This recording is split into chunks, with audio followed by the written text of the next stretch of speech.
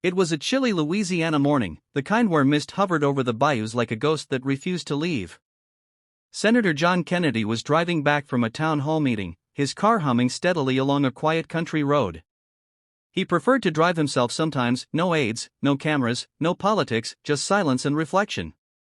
Politics, after all, could get loud, cruel, and hollow. And for a man who'd seen too much of it, solitude was the only place left to breathe.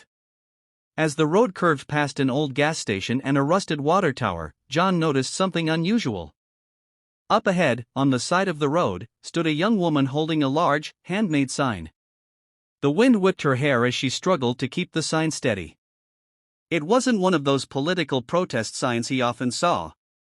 It was painted in bright red letters, shaky but bold, and it read, "Jesus still saves even politicians." John slowed down instinctively. Cars sped past her, some honking, others ignoring. She didn't flinch. She stood tall, tears streaking down her cheeks, her hands trembling as she held that sign like it was her last hope. He pulled over to the shoulder, rolled down his window, and called out gently, "Miss, you okay out here?" She turned, startled. When she recognized him, her eyes widened. "Senator Kennedy," she said, her voice cracking. He nodded, stepping out of his car. "That's me. But right now, I'm just John." The woman smiled faintly, then looked down at her sign. "I didn't expect anyone to stop. Especially not you." John leaned on his car, studying her face. She couldn't have been more than 30, but her eyes carried the weight of a lifetime. "What's your story, darlin'?" he asked softly.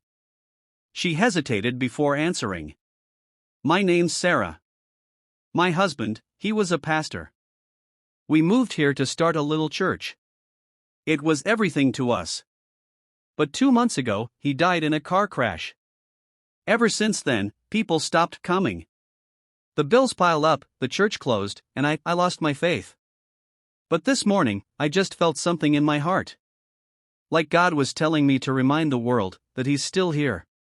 So I made this sign." John's throat tightened. He had faced fiery debates, national headlines, and political rivals who'd stop at nothing, but he'd never been confronted with this kind of raw, trembling truth. He looked at her sign again. "You know, Sarah," he said quietly, "you might think you're out here preaching to the wind, but sometimes the wind carries a message farther than you can imagine." Her lip quivered. "Do you really think so?" "I don't just think so," he replied. "I know so." He glanced toward the road, where cars still sped by, oblivious. "Most folks drive too fast to notice a message like yours. They've got their heads full of politics, money, and noise. But sometimes, one person stopping is all it takes to make others see what really matters."